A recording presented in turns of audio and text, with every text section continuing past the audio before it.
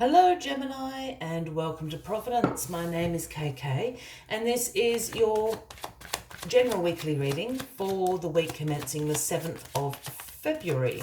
Thank you for joining me. I hope you're all very well. Once again, this is for the Gemini Collective, Sun and Moon, Rising Venus, signs of Gemini, as well as the cross watchers. Everyone is most welcome here. And as always, please be reminded that this is a general weekly reading and to only take what resonates with you and leave the rest for somebody else out there in the collective Gemini. We start your weekly reading with the Eight of Swords here. Now, the Eight of Swords is known as the analysis paralysis card. This is getting caught up in your head in those negative thought loops of the self-limiting beliefs, the self-restrictions that we put on ourselves. You know, this is also can sometimes be a card about having a bit of a victim mentality here, but it's all to do with that being caught up in your head. Here we have the woman, she's blindfolded and bound. She's created this prison of swords around her. But as you and I can see, and she would be able to see if she took the blindfold off, there's a huge hole here. She can walk straight out of this. This is about self-imposed restriction, your self-limiting beliefs holding you back here. You know, the I'm not smart enough, I'm not good enough, I'm not pretty enough, whatever the case may be. This is all the Eight of Swords energy.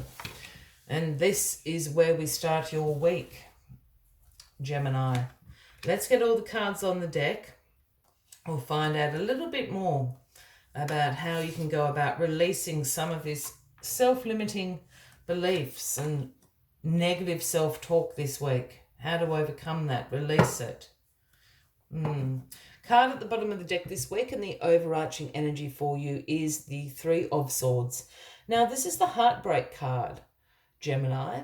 So it does absolutely speak about some emotional pain. Perhaps you're going through this week, some sorrow, some grief, certainly hurt feelings. This is the energy with you throughout the week. I'm just going to leave that there. Be aware of that. I just want to see what's crossing you. Yeah, the Eight. Well, two eights. You've got the double eights here. The Eight of Cups is crossing you this week, and this is a card that speaks about you feeling very disappointed about some outcome. This is you abandoning a plan, a direction. This is you withdrawing from something in your life at the moment. And the best way I can explain the Eight of Cups energy is actually to speak about the next card in this suit, which is the Nine of Cups. Because the Nine of Cups is the wish come true card. That is the big old dream coming true, and your heart is filled with gratitude and satisfaction and contentment that this dream, this wish has come into your life. So we take a step back here to this Eight of Cups, and we look at all these Eight of Cups, which are all full to the brim of possibilities and opportunities. Perhaps you've been through every single one of them, and they're not having the desired outcome that you thought that they might. So you're turning your back here on this Eight of Cups because you're going on search for your dream and your wish, as you should, Gemini. So you're abandoning this plan. The abandonment or the withdrawal, as I said, could be, different situations for everybody out there. It might be a life direction. It might be a job. Might be a relationship. But you're certainly abandoning something and you're going on search for your dreams.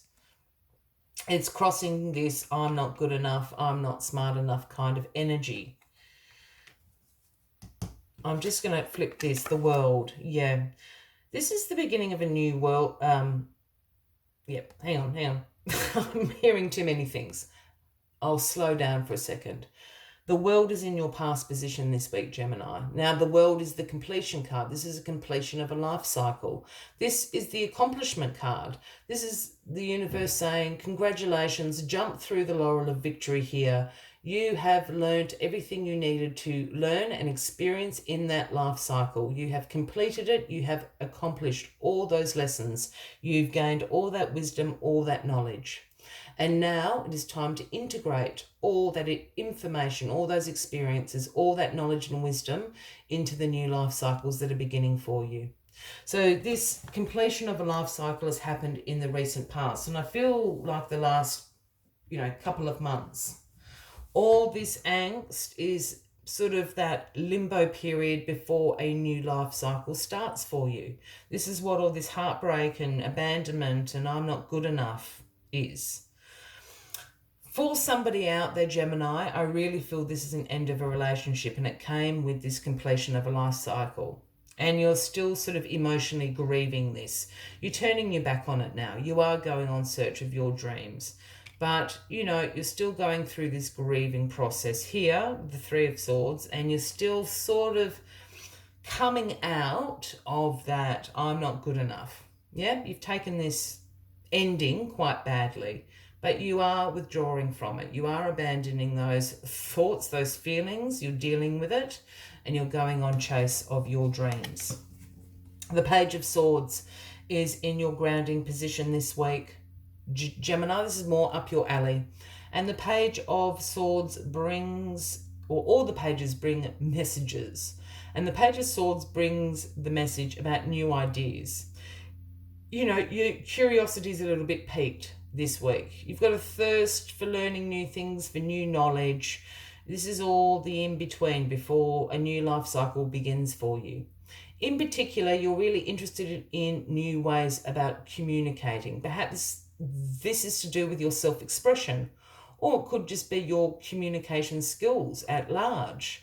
Perhaps you're interested in new ways of expressing how you feel, your needs, your desires, your wants, your dreams here.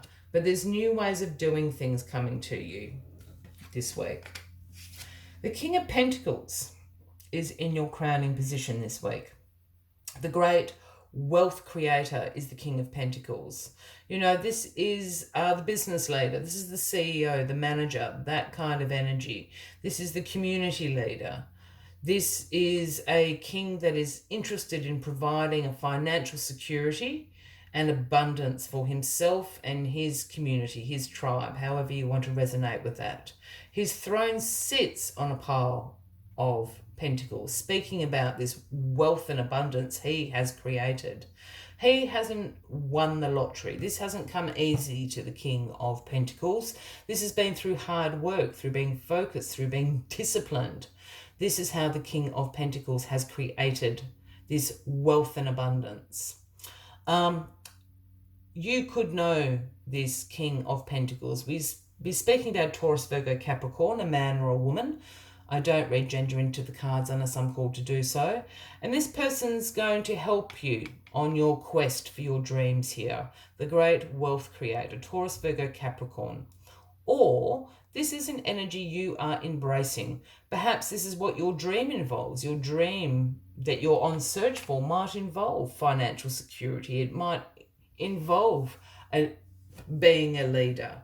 These are energies that you are embracing at the moment. I have a feeling you know this King of Pentacles. Again, Taurus, Virgo, Capricorn, Gemini. Sorry, I should not laugh, but the Wheel of Fortune is the outcome card. Completion of a life cycle, beginning of a new life cycle. Bang. This is just this murky in-between bit, yeah? This is why you're dealing with all of this sort of murkiness. The 3, the 6, the 8 here. New life cycle beginning, the Wheel of Fortune. This is the Destiny card. This is new life cycles beginning. This is good luck. This is karma. This is the turning point. The Wheel of Fortune turns in your favor.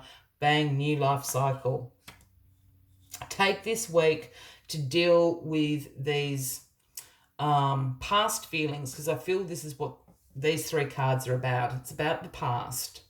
It's about you tying up loose ends, and, you know, a little bit of self-care goes a long way. Take the time before this new life cycle begins. Amazing. What did I say? The murky bit.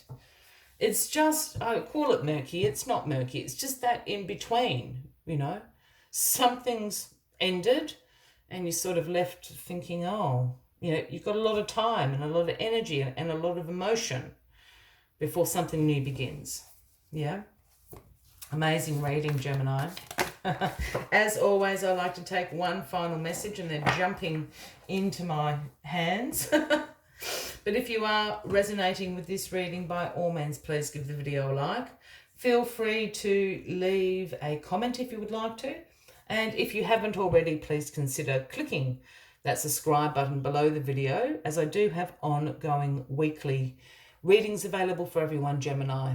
And this completely jumped into my chest, the number 13, Cat Spirit. And Cat Spirit's message is always claim your independence. This new life cycle that is beginning for you is about you being independent. Yeah, you chasing your dreams. You are good enough. You being the wealth creator, perhaps. New ways of self-expression. Being independent, self-reliant, self-sufficient. Let us see. And that doesn't mean you're going to be alone either, Gemini. I just heard somebody say, I don't want to be by myself. That's not what independence means. Let me tell you. Let Cat Spirit tell you. When Cat Spirit meows, she is calling you to claim your independence and allow for some space between you and others in your life. The only way you can grow in all your relationships now is to have a healthy sense of self-respect and self-worth. When you walk with dignity, knowing who you are, self-aware and willing to grow, trusting the value you bring, the world will mirror all of this back to you in kind. When you say no to codependency and enmeshment, live and let live, and practice taking risks as you wander into new territory for you, the Cat Spirit rejoices. She is here to urge you to let your independent spirit roam free. I will leave you with that as the final message of the week, Gemini. I wish you a fabulous week ahead, and I do look forward to seeing you all next week. Until then, from me to you, much love and light. Bye-bye.